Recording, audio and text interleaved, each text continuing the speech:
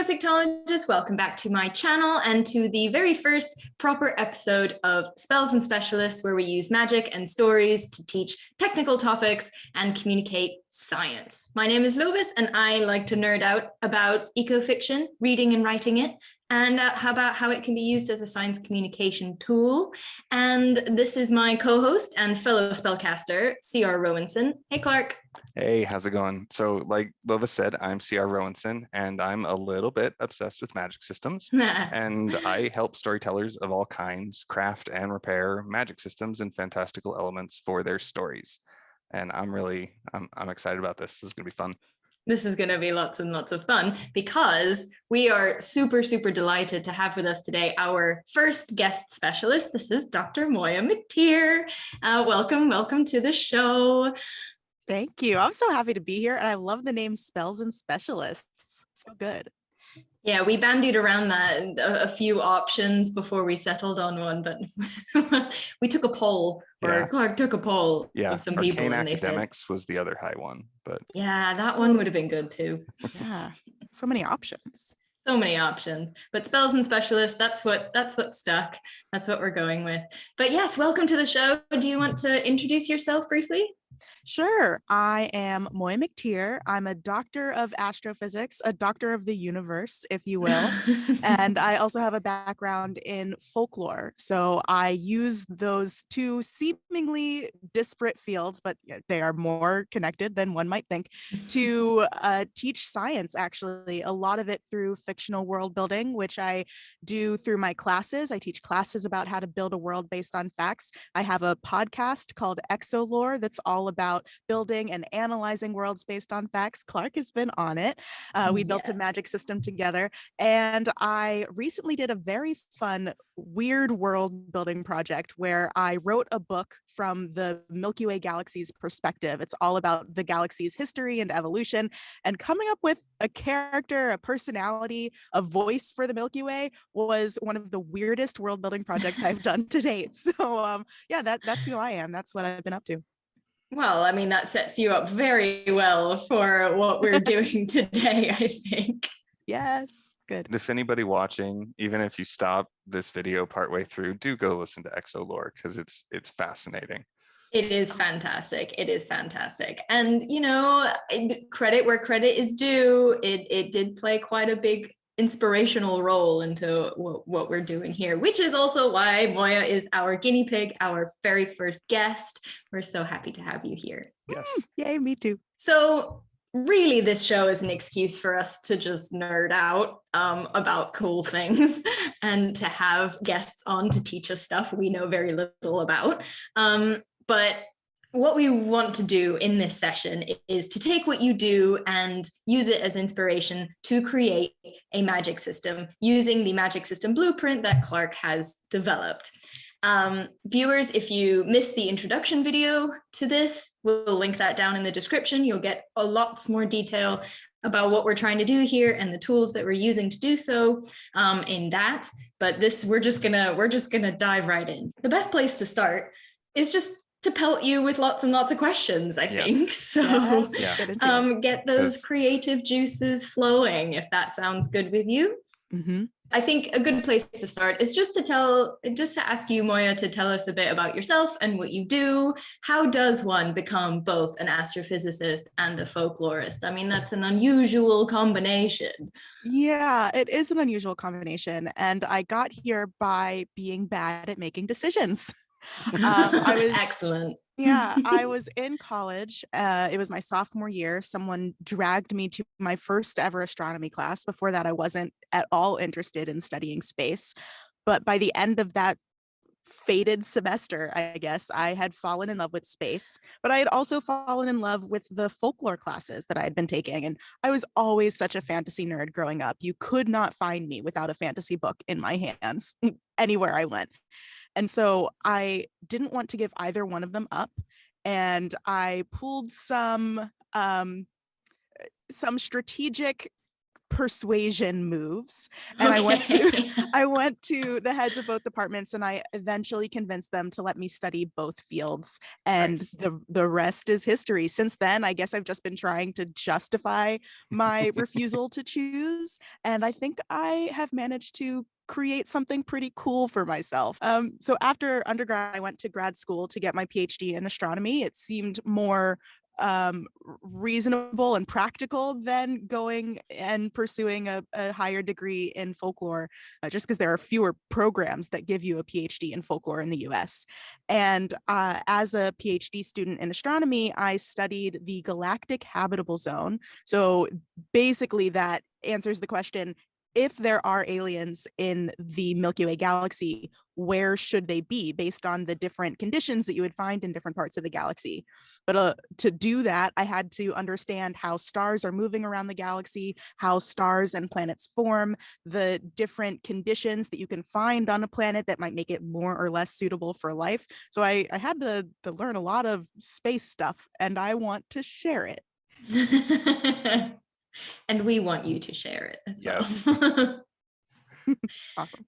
So one of the early questions that we had, like even just to initiate this, is there's so much about that we can talk about, and so much that even just the three of us have talked about already. We've done several versions of this already. Yeah, practice, and each time we just ended up nerding out about things, which is why this is going to be great.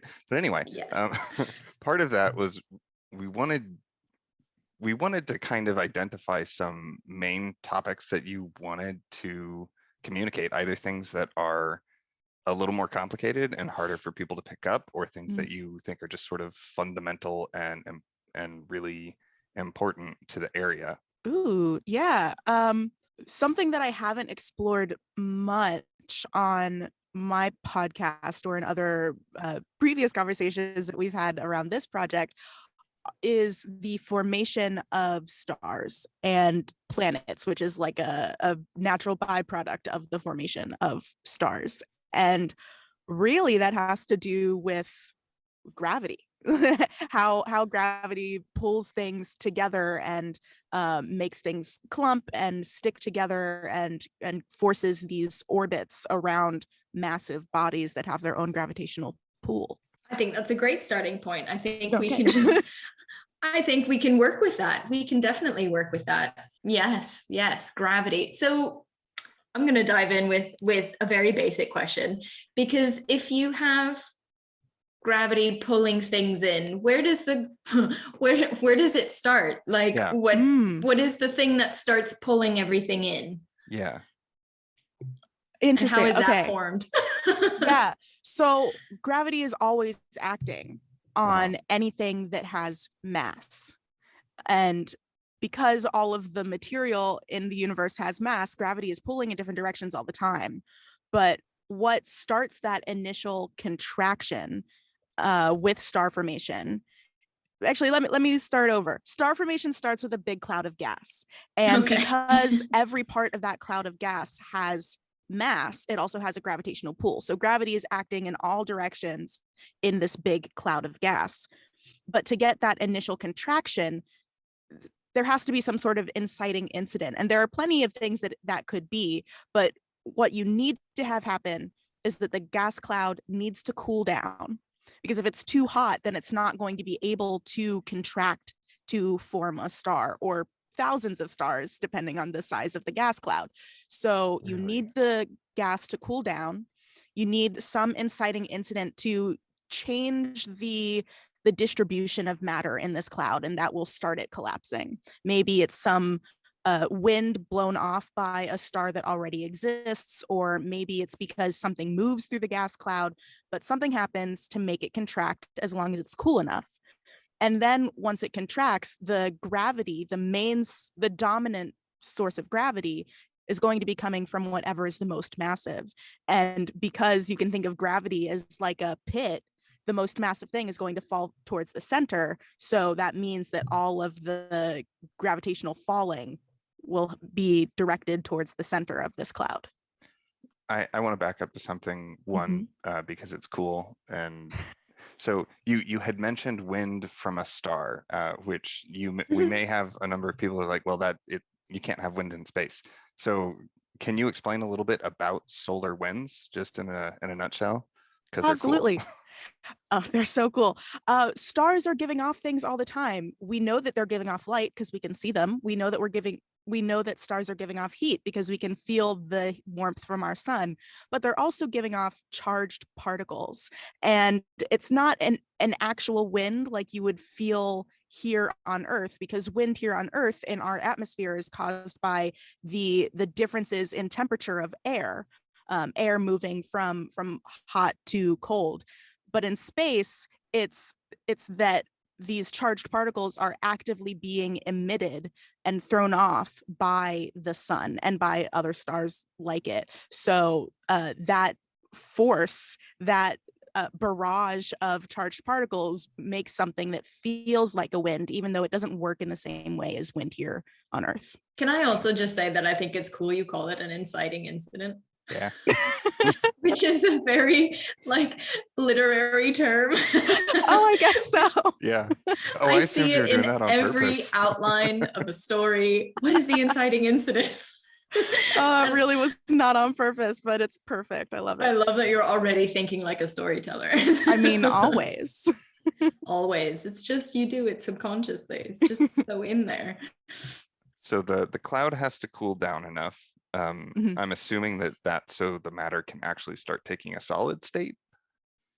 No, because they're not taking solid states. It's just because if the gas cloud is too hot, then there's too much energy pushing out so that it's okay. just not going to condense. There's too much movement and it won't hold together. Okay. And there are different types of stars, right? There's different classifications of stars.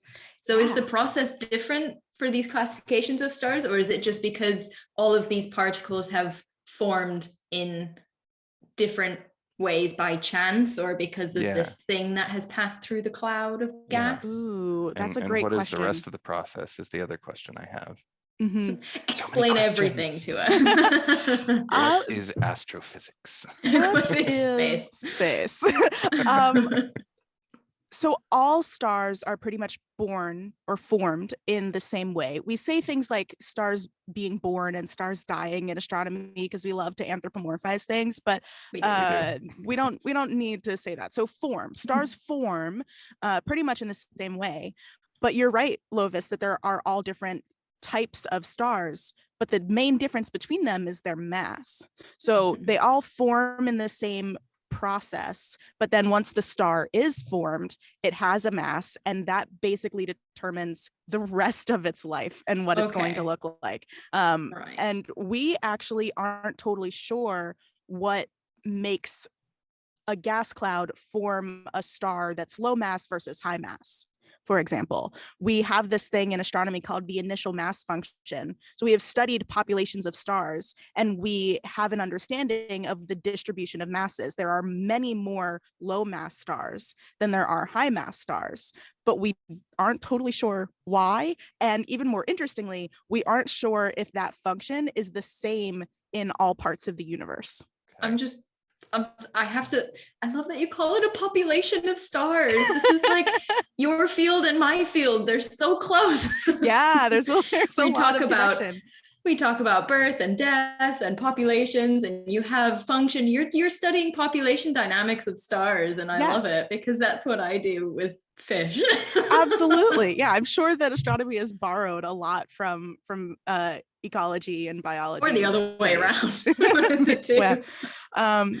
But another thing that, sorry, Clark. I was just going to say, age, I know age can factor in, but I don't know whether age is more about stages of life or if they're actually considered different types of stars. And do low mass stars go through different stages as they age as opposed to how's that work?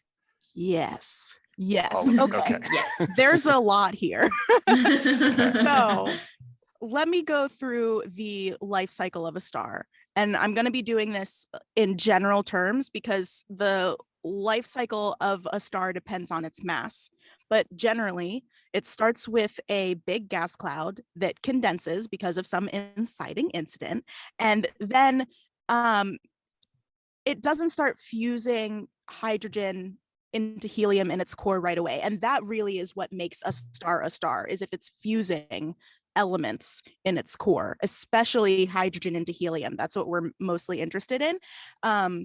When the star is actively fusing hydrogen into helium, we say that that star is on the main sequence. That's the term we use. But there are steps before and after the main sequence.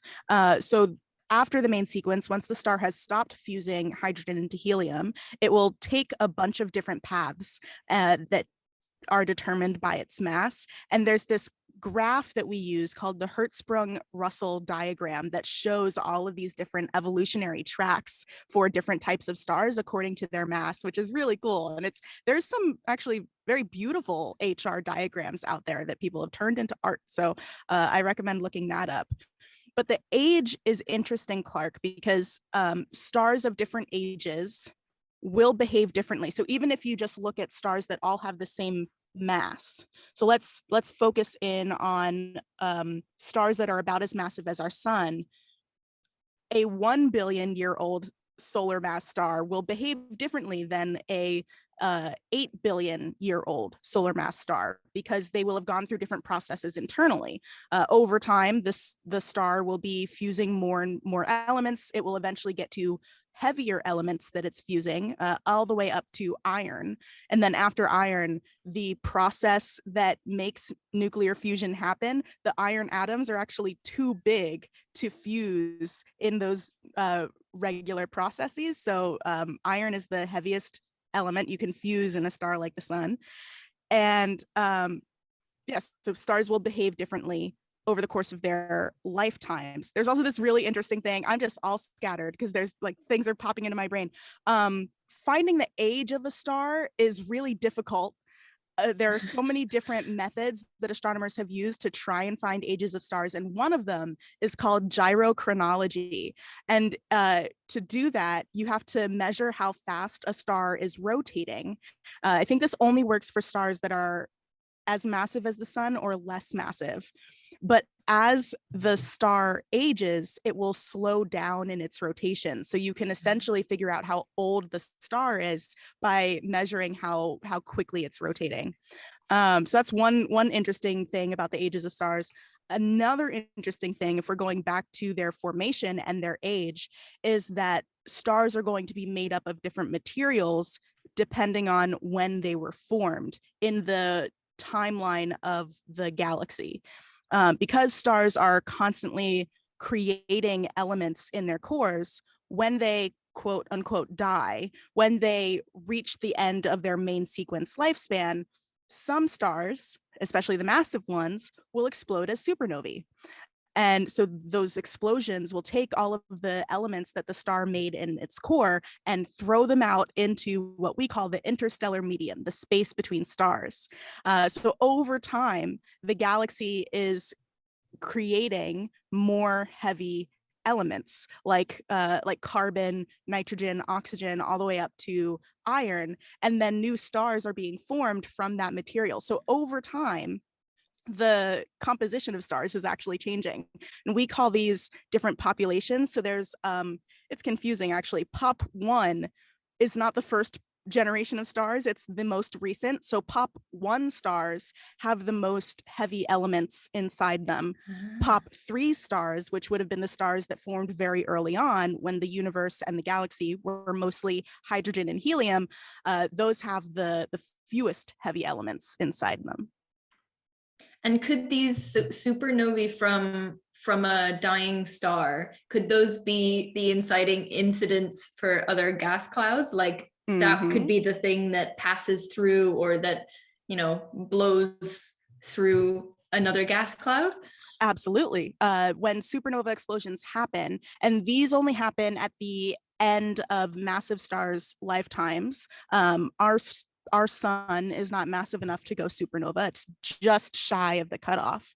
When that happens, these explosions send out shock waves into the galaxy. And those shock waves, you can think of it kind of like a traffic jam going through space. They will absolutely have an effect on the environment around them, and they can jostle around gas clouds to make them form new stars, if there is enough material available. Very cool. Okay, so oddly enough, the analogy I'm thinking in my head, because my background is chemistry, right? Would be if you had a honestly just a tank of oil or fat or gasoline, right? And that is burning, it is reacting, that is your star. And as it's starting to reach the end of its life, that tank of gasoline, so the vapors are what's flammable with gasoline. And if you reach a high enough percentage of gasoline to oxygen ratio, it will rapidly combust, creating a mechanical explosion. And the only thing that would differentiate that would be the size of the gas tank that you were working with. Because if it was big enough, then it would allow there to be enough accumulation with it without it all burning down at once. Whereas another one might just snuff itself out. Okay, anyway, that's a whole side thing, but that's what was jumping in my head. So I hope that helps other people too. That's a great analogy. Okay, this You is see cool. astrophysics in chemical terms. I see astrophysics in population dynamics terms. Yep. We all got our own languages. Yep. So speaking of which, when I just had a questions? quick Google, I just Googled stellar and planetary formation. So it was very basic, but a term jumped out at me, and the term was stellar nurseries. Can you explain what stellar nurseries are? Because I really love this term. Yeah, this goes back to some history of astronomy here. You have probably heard the word nebula. Yes.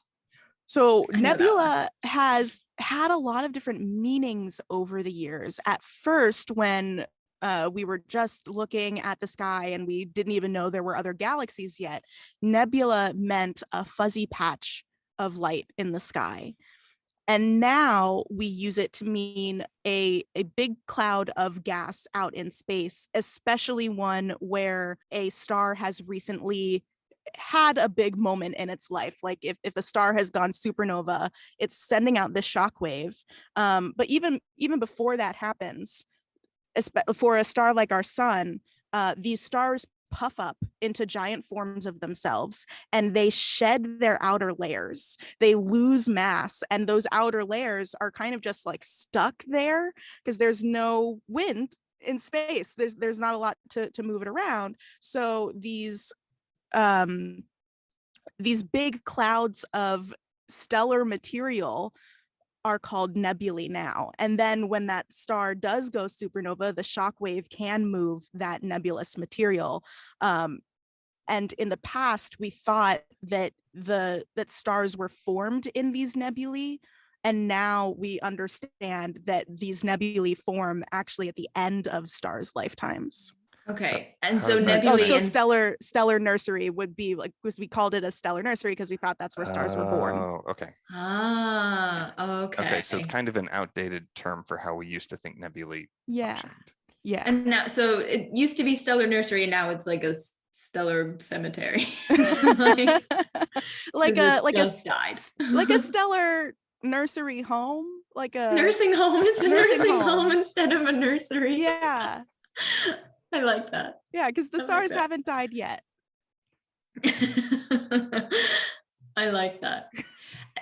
And so where do the planets come into it? Like how do planets form in all of this? Yeah, and one question I wanted to ask then is, what is the difference between a planet and a star? Is it just that fusion point?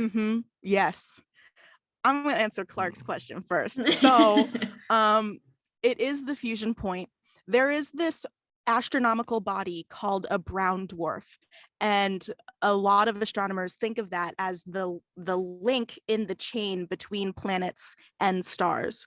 Some people call Jupiter a failed star because if it were a little bit bigger, it could have enough mass to fuse elements in its core, and then the brown dwarf would be just like a little bit bigger than Jupiter, but not quite big enough or massive enough to be a low mass star that's fusing in its core. So yes, there is a distinction, but it is an active area of research to figure out exactly where that mass and size cutoff would be. Is that how binary star systems are formed? Is when there's one that I'm going completely off the rails, so we can rein it back in. But you are going completely off the rails. I will Okay. answer quickly. No, Okay. binary star systems and multiple star systems in general. We've found systems with like 7 or 8 stars in them. Right. Yeah.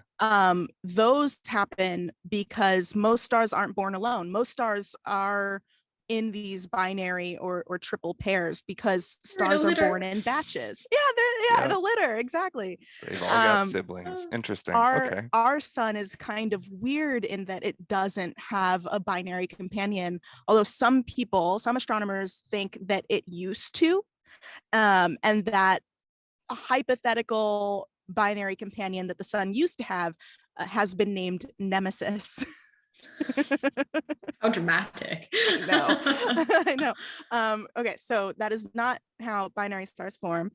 For the planet formation part, let's go back to the big gas cloud.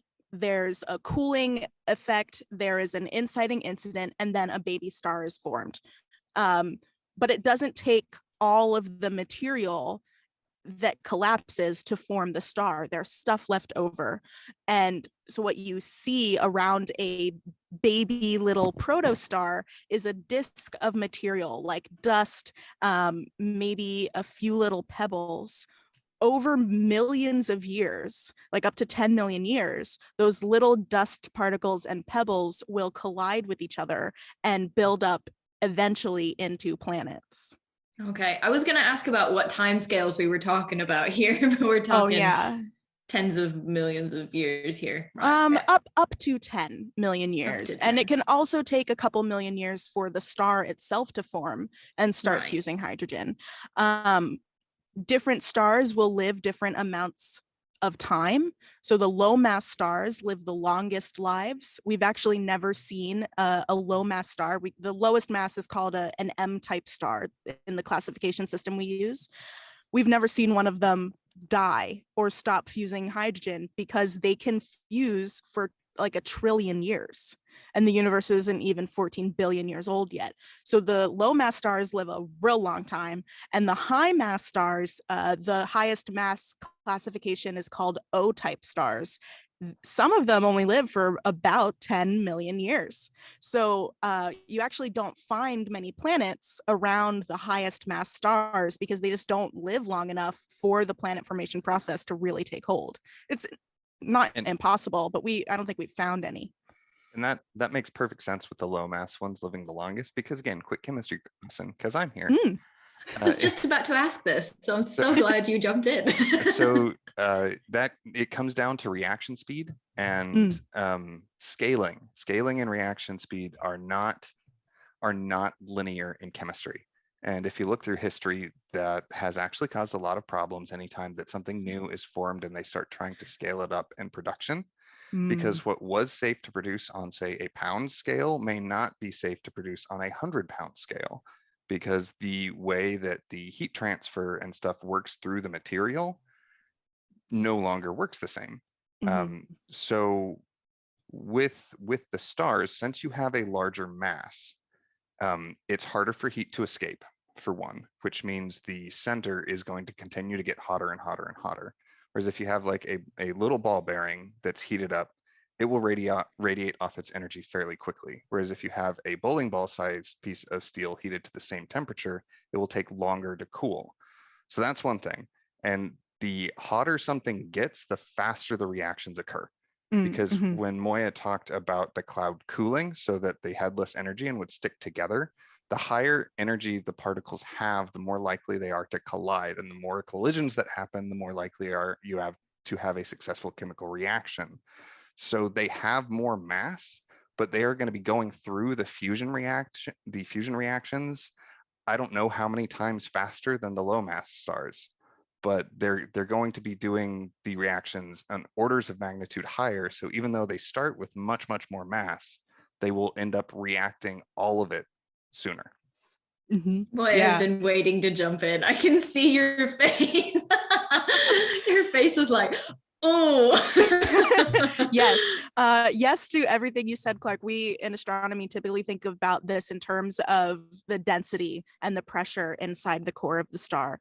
And for a high mass star, you're going to have ridiculously high temperatures and densities and pressures in the core.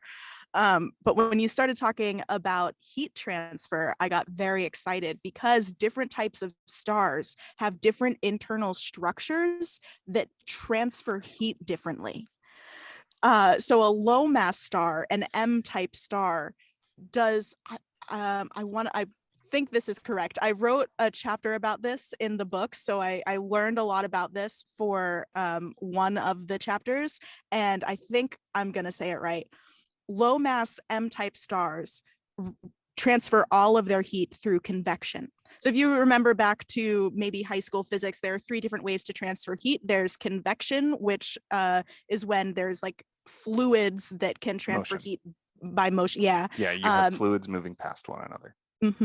There's radiation, and in space that is usually electromagnetic radiation, so photons carrying off energy, usually like infrared photons. That's the heat range.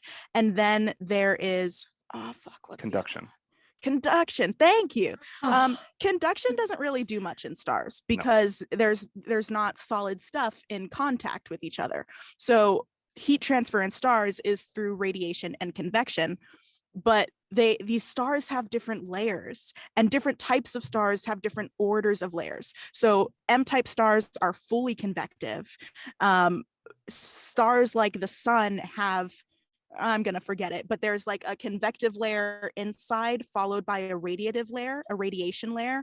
And then high mass stars, it's all flipped. So it's like radiation inside and then convection outside. And it all has to do with the gradient of temperature and density that you have in different parts of these stars. So it's really, really cool. But there's a lot of detail there that maybe we shouldn't get into. Oh I don't God, you remember guys it. are like the happiest campers I've ever seen. Look at Clark's face. He's laughing like a baby king. Pretty much. Oh, I had no idea. That is so cool. And it now makes all of the pain I went through in my thermal mass transfer class actually worth it. So there's that. Good. There is that. You know, they always tell you it's going to come in handy one day. And now it has. Which, just as a side note, if this comes up in day-to-day life, conductive heat transfer is usually most important in machines and reactors. Just as a side thing, that's where you're going to deal with that the most. Nice. I could go on a whole tangent, but I'm not going to. Okay. Control. Oh, that is so cool. So let me ask a question about how we know this. Like, how do you study this? How do you gather the data to like, oh yeah, we know how old a star is because of how fast it's turning. Like you need something, you need data for that. And how? Great question, because we cannot make a star in a laboratory here on Earth. Cannot, no. No. So one thing that I actually really admire about astronomy is that it is at its core an observational science like sociology or more social sciences and humanities here on Earth, because we can't run experiments on the things we study. All we can do is look at the data that the universe has provided. So we run a lot of population level studies on stars to try and craft ourselves a little control group. And then we can find a star that is different, and we can do thought experiments. We can take what we know about how physics works, because it should work the same here on Earth as it does in those stars, with accounting for the drastically different temperatures and pressures that you experience. But we can take what we know about physics and chemistry here on Earth and apply it to those extreme environments and back out what we think would work. But there are also a lot of cool observational tricks that we have when we talk about coming up with the ages of stars. We can look at populations of stars. There are these groups of stars that move in clusters. There are actually multiple types of clusters. Open clusters are relatively young groups of stars that over time will break apart, not the stars themselves, but the group of stars will break apart. They're called open clusters because over many orbits of the cluster around a galaxy, it will break open through like dynamical and gravitational interactions. And then there are globular clusters, which are much older, much denser groups of stars that do not break apart over time because they have stronger gravity holding them together. And we can look at these clusters of stars that should have probably been born around the same time. So we can get an ensemble average for their age. And we can find the age of the cluster based on a few different things. For example, we could find it based on the number of heavy elements in the cluster. Remember, I said that stars in the galaxy are forming more heavy elements over time. So if you see a lot of heavy elements, it was probably born more recently. So we can study the average age of the cluster and then compare individual estimates for individual stars in that cluster to get a sense of how well our different mechanisms are doing. But a lot of these aging techniques are based on models of how we think stars should work. A quick question about seeing which elements are present. This is primarily for if anybody watching really wants to get into the technical side. Is that primarily through light spectroscopy, or what do you do? Okay, so you're if you want to know, you can Google and learn about light spectroscopy, where they're studying the radiation from these specific chemical reactions. Okay, yeah, from these specific chemical reactions, because one cool thing about photons is that they have discrete energy levels. So if you see a photon, you can measure the amount of energy it has, and that tells you like what type of light it is, or what type of element would have released that photon. So you can see what's there in the cloud. Okay. So cool. I feel like I've gone all over the place. I know so much, and I will retain so little. I know this. I know someone, I'll be like, it'll come up in a conversation. I'll think that I can restate all of these things, and I just won't be able to. I'll get it all wrong. Fortunately, this will all be recorded, and I have a very messy mind map going on over here. Yeah, well, I've got a messy set of notes here.